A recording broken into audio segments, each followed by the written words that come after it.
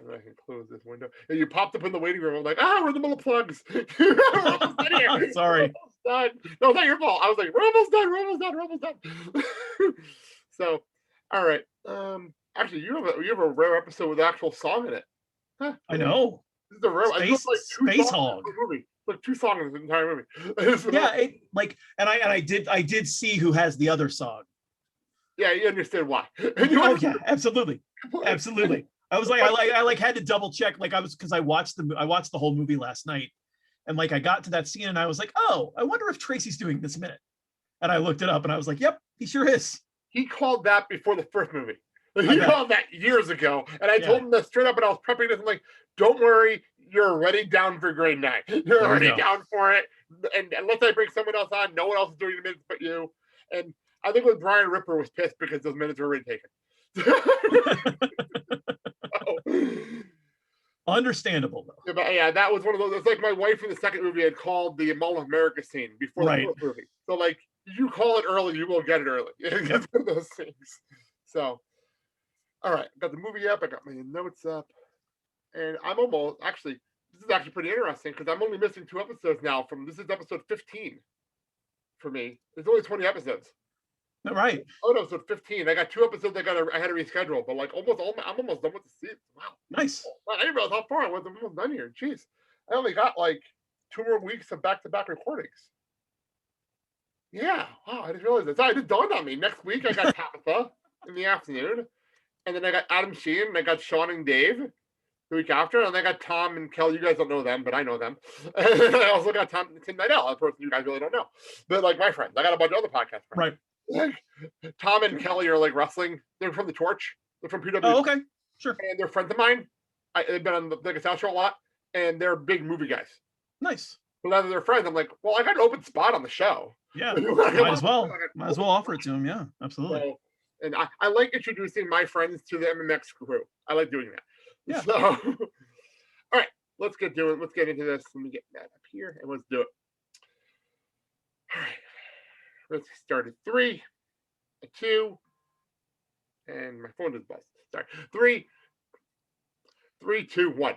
Hello, everyone, and welcome to D5 The Mighty Ducks, the podcast where we discuss the 1996 Disney hockey sequel, D3 The Mighty Ducks, 5 minutes at a time. I'm your host, Blake, and I have this week another all-star guest returning for the 3rd movie, David Kincannon. David, welcome to the show. It's great to be here, Blake. Thanks for having me. I'm looking forward to talking about these 5 minutes. Yes, I think they're pretty pivotal. Yeah, you get a good prime. You get a good prime 5 minutes here. You really did. You, and then the last episode we had Robert and Father David on the last show. So you guys got some prime in it. Yeah, that's pretty good stuff. Part of this movie. The serious stuff. Yep. So let's get into this. Before we get into this, 3rd movie. Before, and I've been joking around. Did you watch this movie before this, or have you seen this movie before this? Like, yes, no, I actually remember I went and saw this in the theater. Hey, I went and saw it. I went and saw it at a dollar theater. When it came out, like once it had kind of gotten to the second run, and I could, like, you know, I'm old enough that I remember when dollar theaters were actually $1. Hey, I know. I remember those days. So yeah, I actually the town that I grew up in, we had a couple of dollar theaters, and this was in one of them, and I do remember going to see it. So yeah. Well, very nice. Yeah. So what do you think of this movie? So the movie overall, I think there are things that are good about it. I also think there are things that are rushed about it in the storytelling. So like I said, I think these 5 minutes are really pivotal and like you said, prime. However, I do think some of the stuff kind of comes out of nowhere, and I think we'll talk about that as we go through. But like there is this sort of switch that happens in these 5 minutes between Charlie and Coach Orion, that I don't know if it's all the way earned. Okay. So I can see what you mean by that. I can totally see what you mean. I mean, in general, it's a fun movie. It's enjoyable to watch. I do think it's weird that the quote unquote big game in this isn't really for anything. Like, there's no championship at stake. there's no, I mean, it's not even part of like what you would think of as their regular season. It's almost like an exhibition game. Now, because of what's going on, it's an important exhibition game, but an exhibition game nonetheless. Yeah, it's weird because until the end, the last third of the movie, it's not really that important. It really isn't Right. that important to the last third. But Yeah. it's like, and maybe to this school, it's important. Like I can Sure. totally see that to this school, this JV varsity showdown is on the calendar. Like the alumni look forward to this every single year. Like I can see that. Right. And I don't think they do a great job of necessarily explaining that or exploring that. Fair. It just kind of gets touched here and there. And it's more about, it ends up becoming obviously more about the sort of interplay between the Ducks and the varsity hockey team.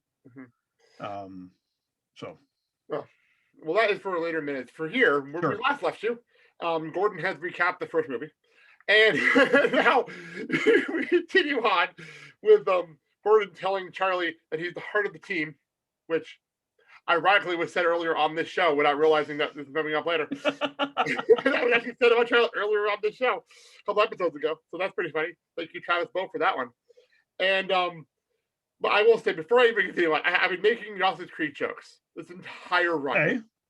I'm looking at this. I have it paused on my screen. I have a note. I have to say this. Everybody, for years, the meme is the Dawson's cry face from the end of season 3. Sure. That is the meme from Dawson's Creek. But I'm looking at the screen and I see Charlie during the debut of the underappreciated Pacey cry face. Oh man.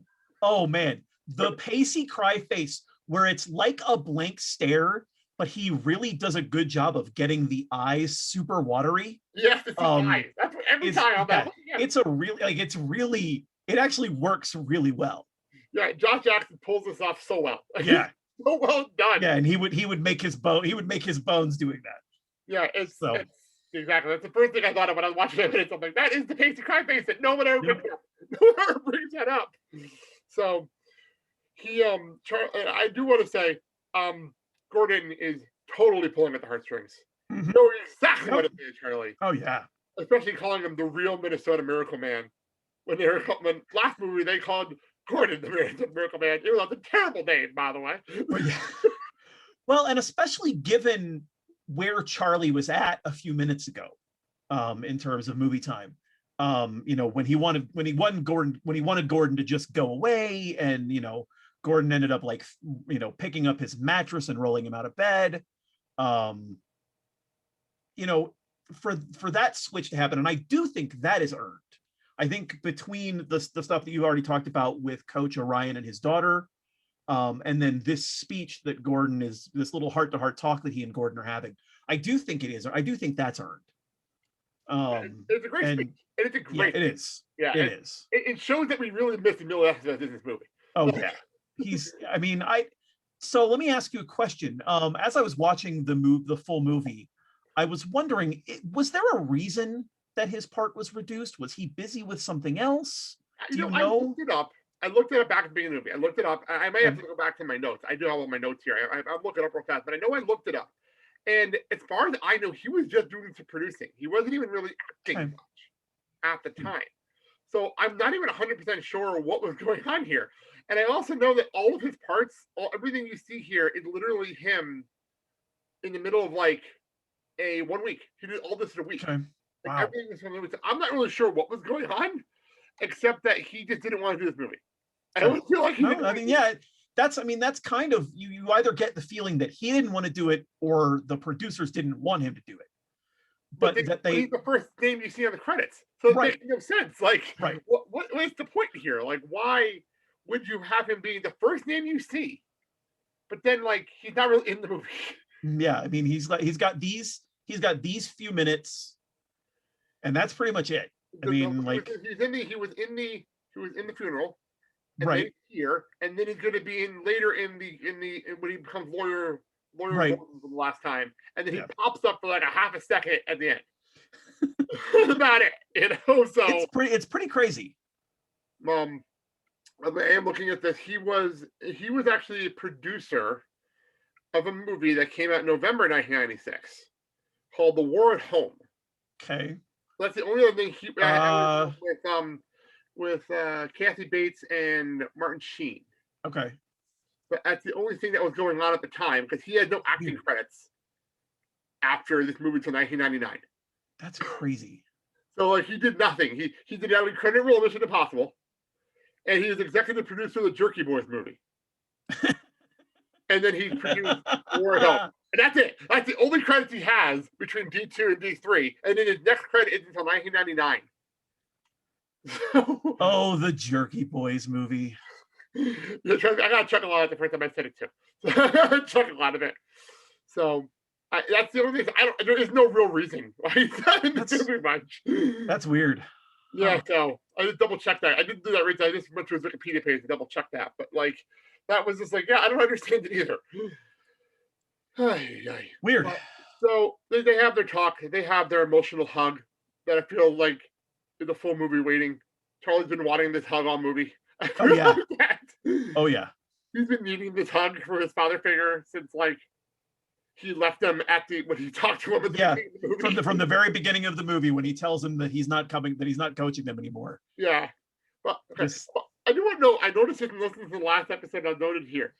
The fact that they wrote in that Gordon goes to this school is a weird, like, story to add in. That he's an alumni of the school, he played at this team, and it's like, none of this is ever brought up, man. We didn't talk about it earlier. That should have been brought up at the beginning of the movie.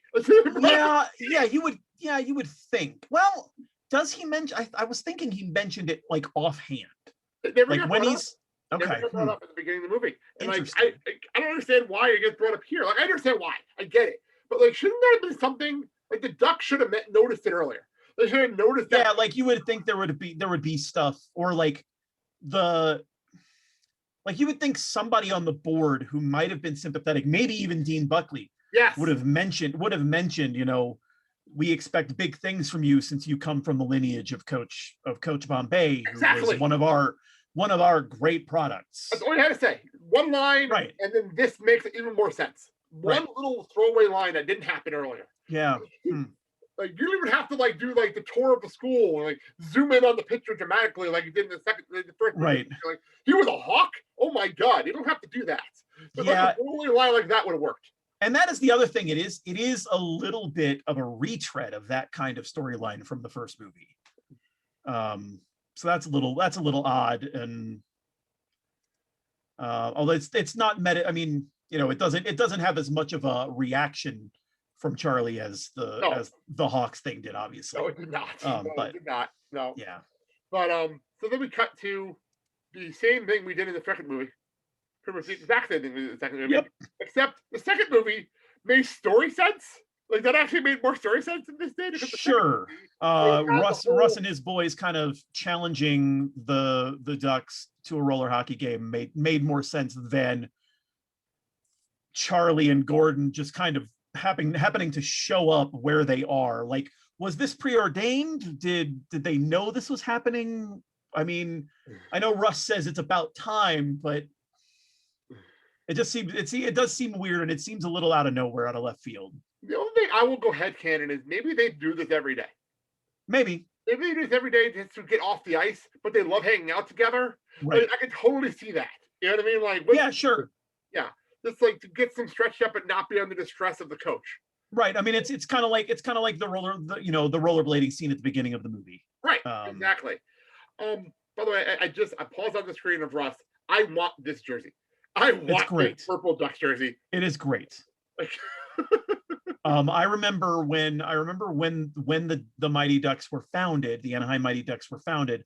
It wasn't that one, but I had like their away jersey. Ooh. So. Yeah, the closest I have for the original Ducks is I have a puck on my desk. Okay, nice. That my grandfather got me because he knew I loved the movies. Right. He didn't realize like he thought the Ducks logo was from the movie. He didn't realize it was from the NHL team. Right, and then transplanted into the movies. Which is fine. He thought it was the other way around. He didn't realize that the movies came first. But she just knew I loved the Ducks, so we got me the puck. So that's sitting on my desk. That's cool. So I'm not at my desk, or I'd show it to you right now. It's at my desk in the other room. Right. So. Also, I want to point out since you brought up Russ, I want to point out how fascinating I find it that in 2021, Kenan Thompson is probably the most famous person in this movie. Oh, by far. like not even, I mean, like it's not really close. I mean, like I know all of my kids know who Kenan Thompson is. Yeah. If I mentioned anybody else in this movie to, especially my 14-year-old, I don't think he would know anybody else. Except maybe a little less of it because of Game Changers. Okay, maybe. That's about it. Because thinking about when this episode is going to be coming out, like people hearing this, Game Changers will be on Disney Plus by then. So okay, that's true. But Kenan Thompson is the biggest star. Yeah, like, it's pretty crazy. It's not even close. And to believe that this is his second movie, this is his third movie on his IMDb, which is unbelievable when you think about that. Yeah, I mean, like his career is insane. I'm looking at it now because his first credit is D2. Right. And then after D2, he started in All That. He did this movie while doing All That. Right. All That was on from 94 to 99. Right. And then he's like on SNL like 2 years later. Yeah, and SNL, I'm going to have the sheet up here right here. I'm actually looking at here. He actually did 4 episodes on the Steve Harvey Show. Right. Then there was Kenan and Cal, which was on for 4 years, which is actually one of my wife's favorite shows.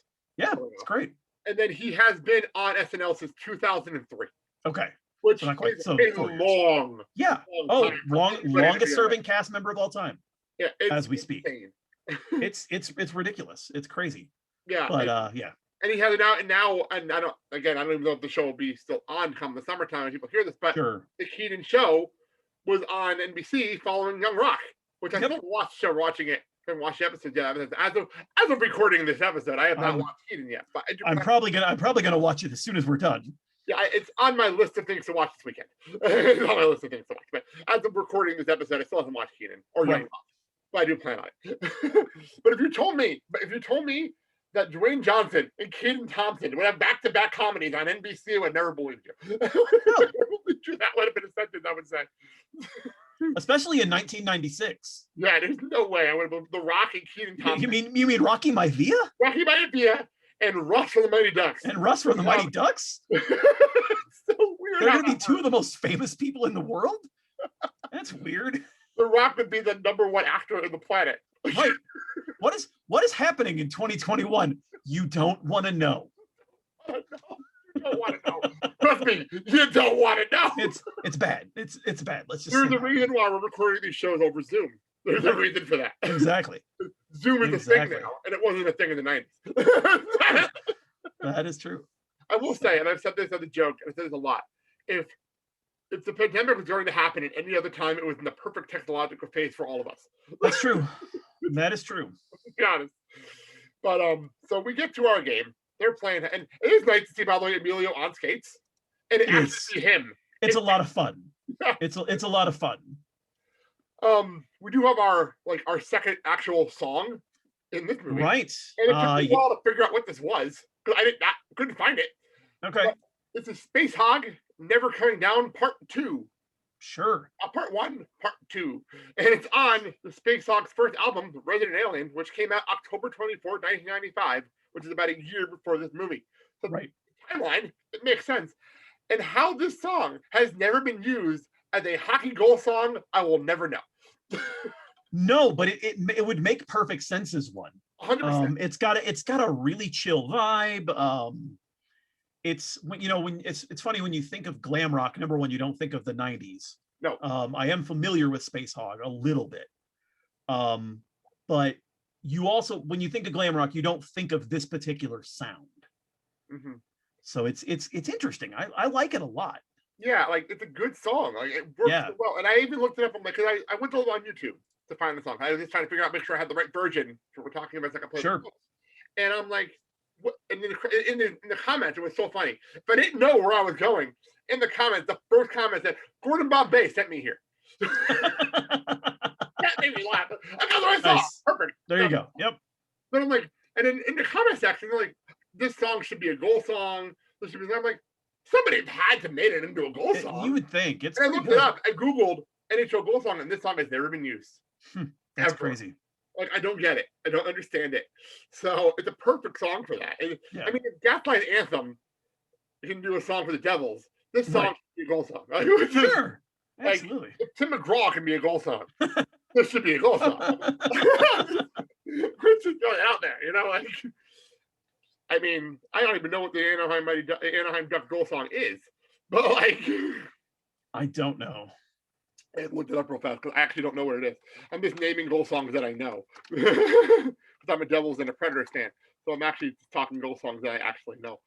But by the way, I don't understand the trash can bit. By the way, I don't either, other than it's a ham-fisted way to foreshadow what's going to happen later.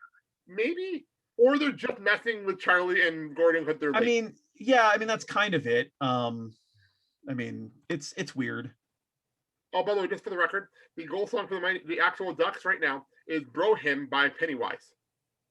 Okay, interesting. There you go. A little 90s punk. Sure, there you go. That is the current Ducks goal song. Okay. I'm being a St. Louis Blues fan. I'm partial to Gloria, but hey, I did. You know what? I rooted for the Blues that year. There you go. And by the way, I'll throw this out there. I went to St. Louis. Nice. Actually, family vacation. We went to St. Louis, and it was right after the Cup. Oh. So I stopped at the arena. Okay. I took pictures outside the entire arena, and I went in. I do have a Stanley Cup championship puck in my collection. Nice. I hung up next to my Predators and my Admiral stuff. Nice. In my room, because I was like, I have to do this. I'm here, and I really got into that season. And it helps to have a goal song and have a song like Gloria that got everyone into it. Yep. Like, it was such a great run. It was an amazing run. It was what I had been dreaming of since I was a kid. Mm-hmm. My first Blues game was. It's funny enough, since I now live in Denver. My first Blues game was against the Quebec Nordiques, who would become the Colorado Avalanche. I remember Quebec Nordiques. Yes. Yeah, so that was the first game, and that was like in the Hall and Oates era. Wow. When I was a kid, and so I went to a few games here and there when I was in high school. I've been to a few games.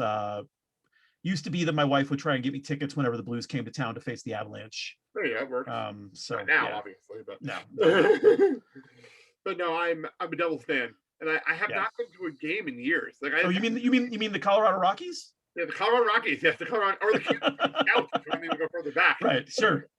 But the last NHL game I went to was actually Predators Blackhawks at the Madhouse. Okay. Chicago. That was the first game I ever went to at the Madhouse. Nice. That was an experience. My friend got tickets, and he's like, "You want to go? You want to go? You want to go?" This was last season. This is actually last year during the recording of this show, and I had to reschedule recordings so I could go to the game. And I'll throw this out there for historical purposes. That was the night Pecorine scored. Nice. I was there for that. Nice. And I got that. That is the second time I've been in the building when a goalie scored a goal. Because I was in the building when Marty scored his first goal. Wow. In 1997, the playoffs, I was there. Good timing, Blake. Good timing. That was an amazing run. That was the season my dad got us partial season tickets. Right. And we had playoff tickets. And we got to see all the playoff games. That was the year they lost to the Rangers in the second round. Right. But I was in the Montreal series in game one. And the two things I remember from that game was, for some reason, somebody threw a pig head on the ice after a goal. Which I don't understand that to this day. and Marty's goal, because that is the hug a stranger moment. The first time I ever experienced a hug a stranger moment in my life, because everyone was hugging, everyone was celebrating. Yeah, I couldn't hear the goal song. It was so loud in that building. It was amazing. That's crazy. TV does not do that moment justice. It really does not do it justice. I'm sure it doesn't. How could you? How could it? Yeah. And the cool part was the announcement of goal by Martin Brodeur, and they repeated it 3 times. That's right. That's right. Martin Brodeur scored a goal. Was going crazy. It was such an amazing moment to be in the building for. But all right, so they're in the trash cans, which is weird. And okay, I love the fact that they put a trash can on top of Goldberg for no reason whatsoever. No reason. Just always put a trash can on top of Goldberg. For no reason. Just because they want to be goofy. It doesn't make no sense. So we cut to the bus. And this is back to the moment where you're talking, maybe not earned properly. Is I love, by the way, his reaction to Charlie getting on the bus. Like, wait, what? What are you doing? What are you doing here? I thought you quit. Like, come on. Like, you don't know what he's doing there. Well, he wants to hear it. He wants to hear it from himself. I know. As an adult, I respect that move because, like, Sure. I want my kid to tell me what the problem is. I don't want Sure. to know. I will not. I already know. I already know what the issue is. I want him to tell me what the issue is. That's true. That's fair. So, and you know what's terrifying? My son is almost the age of Charlie in this movie. So is my youngest. It's terrifying. Isn't it terrifying when you think It about is. it? It absolutely is. Yeah, I just thought about that as I'm sitting here. I'm like, oh my god, that's terrifying. There's only 2 years Mhm. separating Charlie in this movie and my son. Ay. So I do love this because Charlie has to swallow his pride, and he's got to tell him what he wants to hear. Right. And I do like this moment. I like this is actually a good moment for Charlie. It is a good moment. The sort of seriousness that he has on his face and the declaration that he wants to play two-way hockey. It is a good moment. It's a fantastic moment. But I just think they skip a few steps. but wouldn't this be kind of the first time he gets to see him? Honestly, wouldn't this be the first That's time true. he coach? Like, Yeah, I mean, that's true. Because what do we have? We had so he and Fulton left practice. They had their Mall of America day. And they had a game, and they also had a game right before that. They had a game before the Mall of America thing. Right. They had Mall of America, and then they had the funeral. Right. Like over a 3-day span. So he really only missed like one game and like 2 days of school. And one of those would probably bereave me. At the end of the day, really. You're gonna take a day off for a mental. That's fair. Hey, I almost guarantee you the college let the Ducks take a day off. Probably. After the funeral. I can totally believe that. You know what I mean? Like, sure. So, which, by the way, will now explain why the Ducks are playing roller hockey. Because that was their bereavement leave. Yeah, they got to have a day off, so they're like, let's just be together. Sure. As a family. That makes sense. That does make sense. Yeah. So this is literally the next day. This will be the next day. This is the first time we see him. So I guess it works. Yeah, I guess. The whole thing's taking over like a week. It does happen. It all happens really fast. Like, wow, I'm sitting here explaining. I'm like, this movie goes over like a week. Which goes really fast. Which makes the next moment so weird. Because like we're going maybe 2 weeks, maybe 2 weeks tops. So like that's the way it seems. And yeah, I mean, when the dean gets on the bus, you're like, wait, what? What's happening? Before we get to that though, I want to know if this was improv by Kenan Thompson or not. When he's making fun of Charlie, when Rusty's making fun of Charlie, it seems like it, and like the way that they're kind of slap fighting is hilarious. Yeah, I love that. It's great. Behind him, try not to laugh. Right. Not to laugh. Because it was so funny. Because that had to be improv. There's no way it's in a script. Nah, I think you're right. Yeah, it has to be. Because knowing how funny Kenan is, he's probably like, can I do this joke? And if it doesn't work, get rid of it. You know? Work. Yeah, that may be one of those things where the director was like, you know what, we've got an extra take. Kenan, do whatever you want to do. Yeah, and it worked. And it was funny. So they kept it. That's the joke we have, and then we're gonna get serious now for a minute. And they're at the dean. He gets on. And like we said, this is maybe 2 weeks. And this is like a side plot going on in the background of this movie that should have been brought up more. Because it's brought up, and I was counting throughout this run. This is only the third time that this gets brought up in this entire movie. It gets brought up at the beginning, and then it gets brought up to the coach after the first game. And then we do not hear about it again until now. Like, what is why are they what's going on here? Like, why do they have a problem with this team? So it's one thing. For the thing that really confused me is the dean's character seems to be sort of on the Duck side, but he's also really smug all the time. Yes. And like, I don't quite know where he's coming from. I do agree with you that, because he even says it hurts him to say this information. So I he's on their side. But he doesn't seem like he's being sincere. He never seemed like he's being no about anything. Because and I apologize for jumping ahead a little bit. There are some, there is some stuff during the big game where he's talking to the one board member who's like the the varsity captain's father or whatever. Whatever, yeah. And like he's like on the Duck side, and it's super weird. It doesn't make any sense. Well, His character just keeps like mind, really wishy-washy. Maybe in his mind, it's like, on my watch, we got this great team here. Right. We brought this great team here on my watch. And it would be an embarrassment to me as the principal of this school that this great team that we brought in and spent all this money on gets kicked out of the school on my watch. Sure. Maybe that's what it is. Maybe. That's why he's rooting for them. Maybe. I mean, it makes sense. I mean, yeah. Like that kind of an attitude where he's worrying about himself. Yes, that definitely seems to be the overriding objective, is how do I save my own job? Yeah, and he doesn't want this on his legacy. Right. As the principal of this school. Because that's exactly what this would be. Yeah. Work on his legacy. That's true. Mm-hmm. I hadn't thought about it that way. Yeah. So that's good.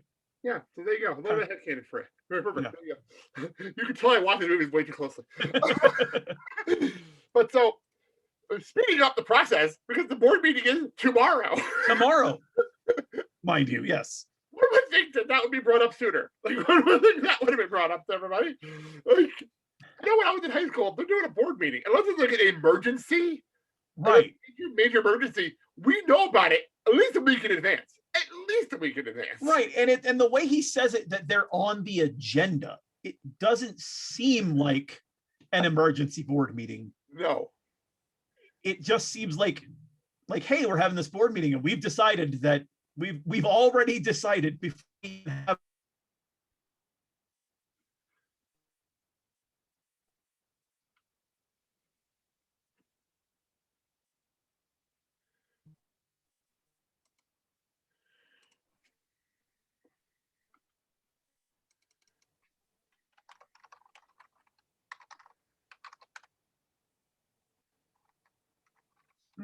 Oh, you're back. You're back. Okay, good. You're back now. Sorry about that. That's all right. I don't know what happened. I don't know if I got a message that my internet connection was unstable, and I don't know why. We're back now. We're good. And that's why I messaged you. Like, you're frozen, and then you came back on. So back to you. Sorry about that. No, that's all right. I'll edit. So yeah, it's interesting. Like, why are we even bothering? Like, the board meeting almost seems to be a formality at that point. Well, they have to do it. They have. I mean, yeah. They got to do the voting, which I understand that part of it. Sure. And I understand him telling the kids because they got to tell. But wouldn't they also have to tell their parents? Like, there's a lot of details here that out. Yes, there is a lot of like. There's not a lot of parental discussion in this movie. You know, I mean, really, the only parent we see is Charlie's mom. Yes. And it's kind of weird that nothing ever really happens. Nothing ever really gets communicated with the parents, like, as far as we see. And like, I understand, like, there are people on this team that are not from this state, like Ross and Dwayne and Raul and Julie and Kenny, and they're not from this state, but most of them are from Minnesota. Right. So, like, wouldn't it be very simple? Even if you just want to have extras later on, I'm noticing it. Maybe there's more people in the room, and I'll notice it later when I get to that scene in the movie. Right. Like, maybe they're there. Maybe I just never noticed. I mean, I doubt it. But I doubt it. Blake, I don't want to spoil it for you, but there are a ton of people in that scene. Yeah, and I don't know what they're all doing.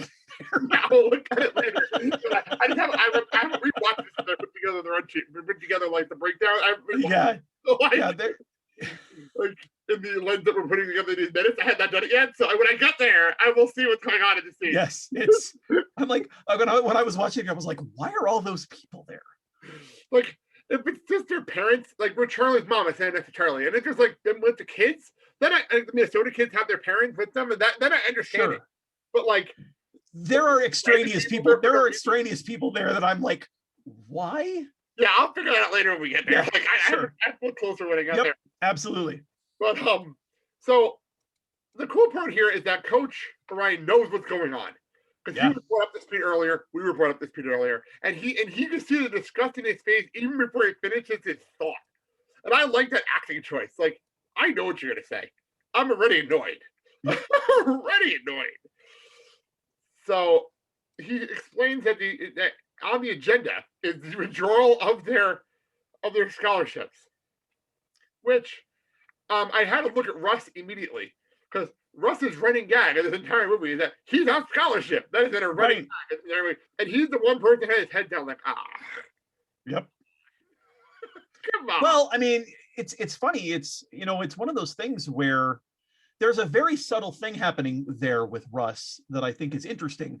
If you go back earlier in the movie when they're talking, oh, what are they talking about? I forget what they're talking about. They're talking about a TV show. Oh yeah, beginning of the movie. Very beginning of the movie, they're discussing TV show. Right. What are you talking about? And Dwayne says, y'all watch too much TV. And Russ's response is, shoot, in my neighborhood, that's the safest thing. It's the safest thing you can do. Yeah. So there is an interesting thing where if Russ loses this scholarship, he's probably going to have to go back home. He's going to have to be back in that neighborhood. I don't remember. Is it said in D2 where he's from? Is he from? LA. Is he from?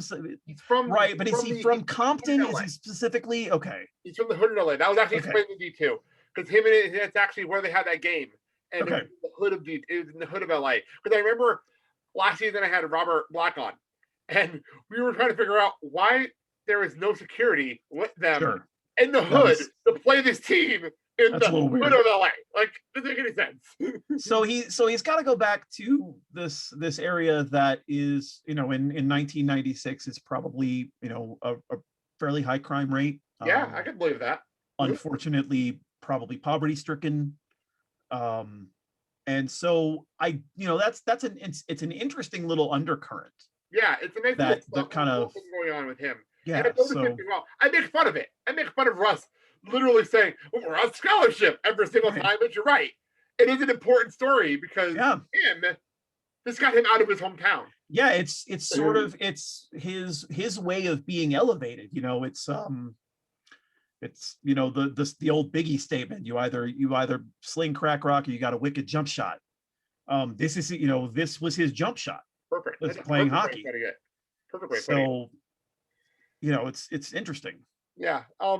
I did write my notes that I really appreciated.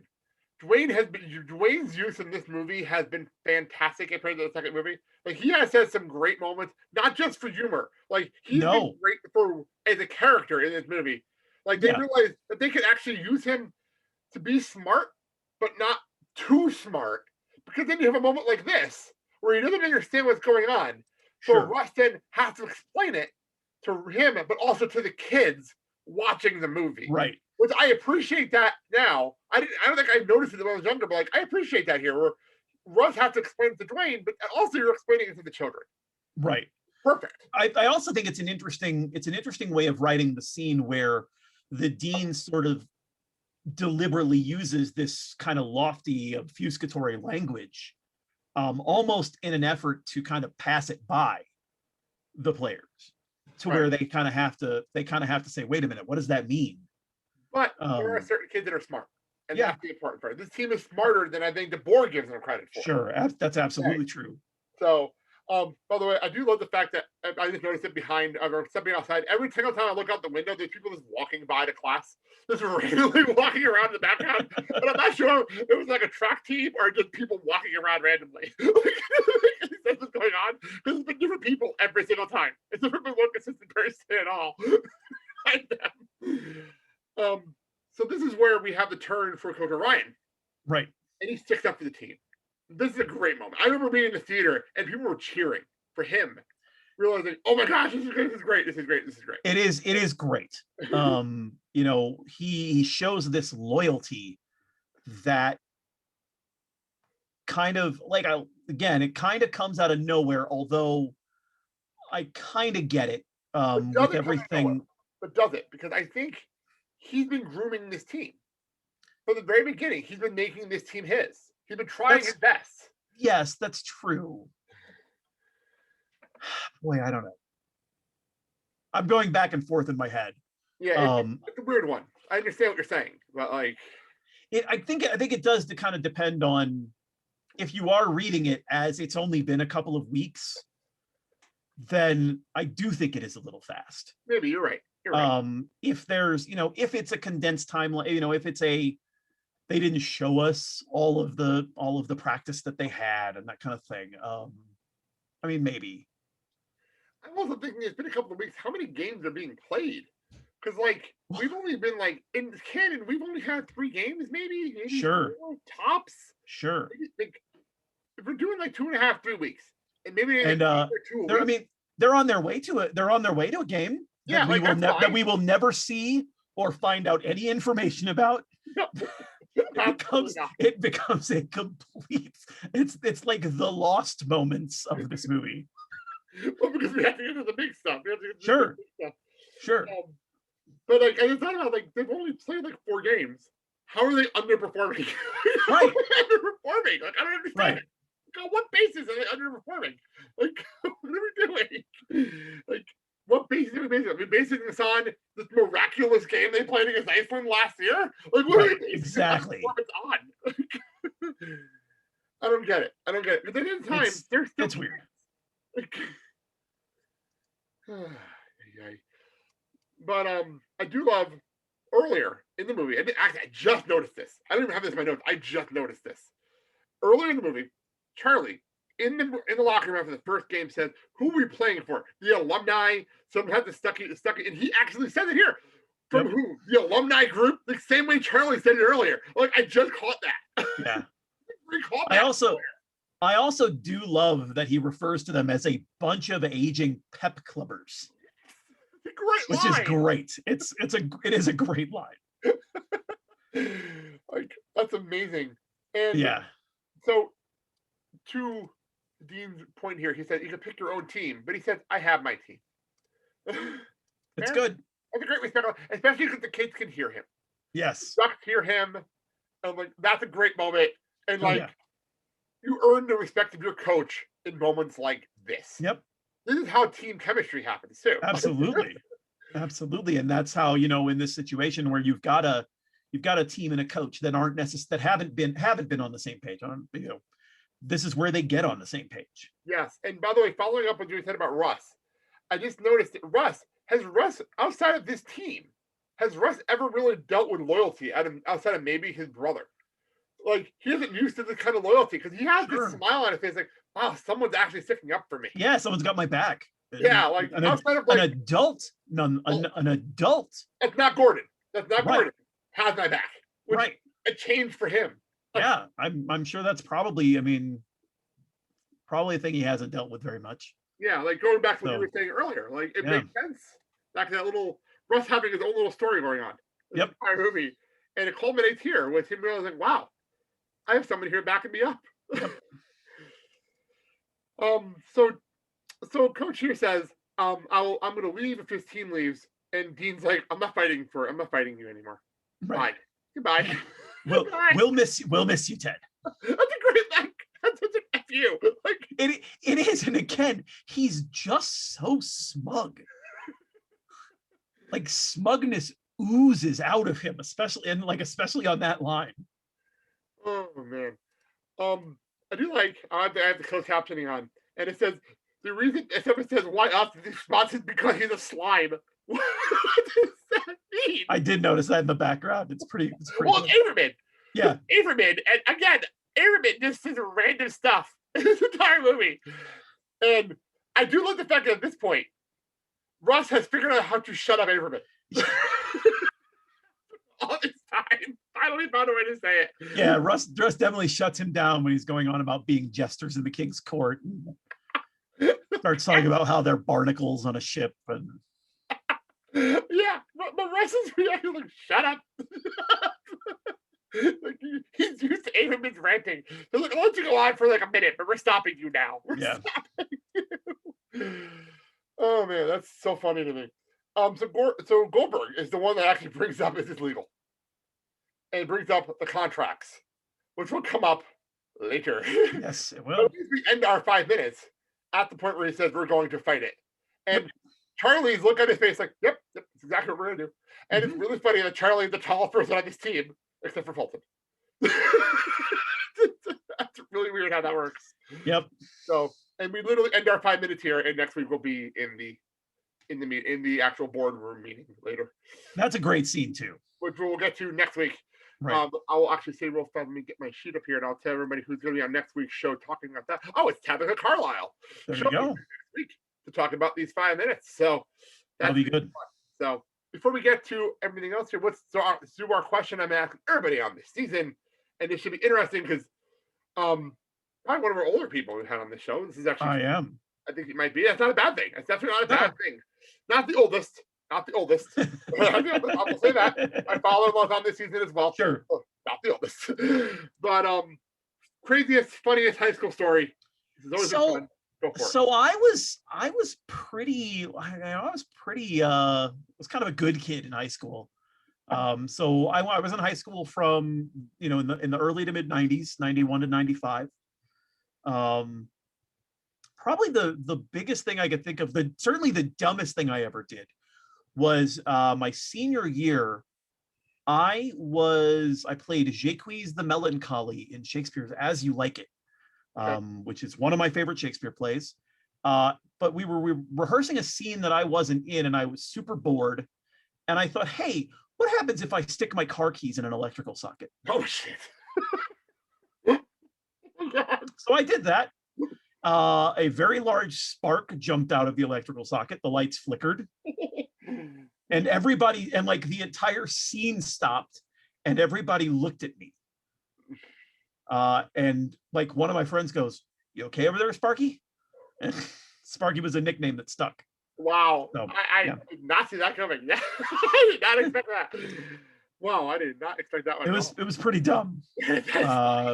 When bored kids are bored, things happen. By the way, if it makes you feel any better, I'm only 5 years younger than you.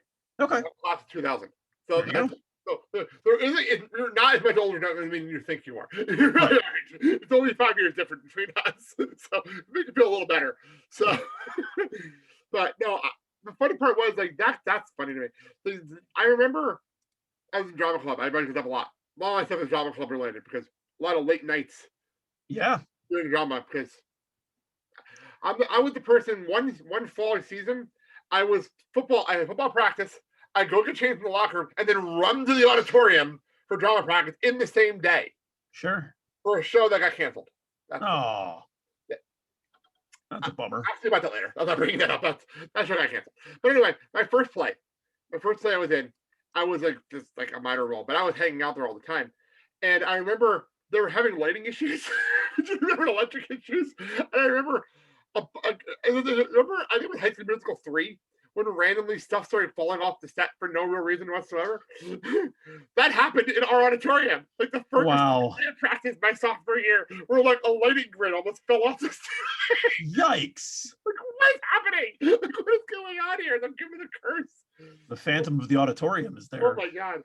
But ironically, that's like the tamest thing that happened with this room, because my senior year, the second show we did my senior year to make up for the show that got canceled was the years we had a whole bunch of crazy fun. Because we're a bunch of seniors and they realized they could let us have some fun. And yeah, that was that. I will continuously say I'm not quite sure why my high school trusted us. Looking back now as an adult, I do not understand why my high school trusted the class of 2000. Yeah, sure. I get it. As I've been talking about on this show, we got away with a lot of stuff that after us, my best friend, Sal, from the Vegas House Show, is 2 years younger than me. Okay. In class 2002, we were in the same high school. So you ruined it for him. That's exactly what happened. Yeah. And he told me that. He said, because I remember we were talking, we were just like becoming really tight, and we were talking about high school stuff, and he's like, yeah, right after that, they stopped doing that. They stopped doing overnight trips, and they stopped doing this, that, and the other thing. And they stopped doing all that stuff. They stopped. Yeah, I remember when I was in high school. I think like 2 years before I got there, they had stopped offering open campus for lunch. Ooh. And so like that was one of those things like where we were all mad. And fortunately, if you were close enough with one of the teachers, you could conceivably still have open campus, which I was. So. That's interesting. So, you had to go get them. You had to go get them food too. Was the big thing. Well, you know what's funny part about my senior year was it also helped that our one of our counselors was like pregnant, my sophomore and my senior year. Wow. So she was not there for most of our senior year. Sure. She was not there to guide us through stuff. Right. The second half of the senior year. So, all right, let's get the plugs. David, Sure. plug what you got to plug. So I do not actually have any active podcasts right now. Wow. However, I am a member of the soon to be named network, soon to be named network.com, STBN network on Twitter. I work behind the scenes. I write jingles for a bunch of our shows. I have jingles that are regularly heard on Longbox Heroes, which is a comic book podcast, At Odds with Wrestling, Final Wrestling Place, and the Wednesday Night War, which is also part of PW Ponderings. And then one of our newest podcasts is a podcast called Viewer's Choice, which is a pay-per-view show, a pay-per-view review show that takes the form of I love this concept. My friends Tim and Marcus, they basically one of them takes the side that the pay-per-view was good, one of them takes the side that the pay-per-view was bad, and they have to make their argument. Ooh. So it gets into some really interesting discussion. I like that. And that is part of the soon to be named network. That is also on the North South Connection podcast network. Wow. I like that concept. It's really great. It's great. And I sort of created a Perry Mason-esque opening intro for them. I'm like, in my brain, I'm like, there's a bunch of wrestling shows in like the mid 2000s that were late 2000s that were terrible. Absolutely terrible. So their pilot episode. WWE, or they bring in TNA in there too. TNA was awful. Well, what they're currently doing is they're actually only doing it like they're doing like the current pay-per-view, so like the like immediate, like instant reaction. They did do the 1994 Royal Rumble as their pilot. Ooh. So that was fun. But yeah, it's a lot of fun. Marcus and Tim are two of my favorite guys. Shout out to them. So yeah, it's great. That sounds fun. I'll have to look that up. Yeah. And you just helped me segue to the Blake and Sal Show, which is my other show. There you go. I mentioned Sal, but the Blake and Sal Show we do every single Friday. We have not missed a week since the pandemic started, and I like saying that because not many shows can say that. Sure. I'm very proud of that point. We have not missed a week in about 2 years, so we do not miss weeks. And even when I go on vacation, we still put a show up. There you go. I don't like missing weeks. I know people who are very similar. Yes, I make sure, like, I plan out when I know, like, I'm going to Disney World. I plan a trip. I plan an episode. Make sure the episode goes up that week. So that's how the Blake and Sal Show.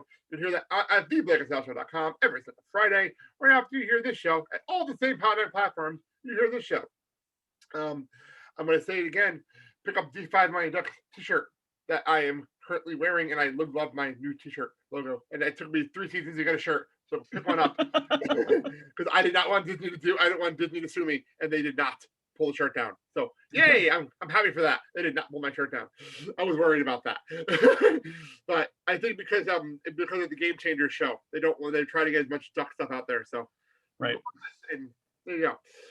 Having said that, next week Tyler Carlisle will be here, and thank you, David, for coming on and finishing up the run of these movies. Not a problem, Blake. Thank you for having me. It's been fun. No problem at all. And thank you all for listening. I'll be back next week as we get into the final half hour of this movie, which is insane. I can't believe we're here. It's a short one. It's actually the longest one of the series. Is it really? Okay. The longest movie of the 3 movies. It felt like it moved pretty quick. But... It's been an hour 40. Right. Yeah, with credits, it's been an hour 40. So, all right. And thank you all for listening to the show, and I'll see you next week. Have a good day, everybody. Let me stop.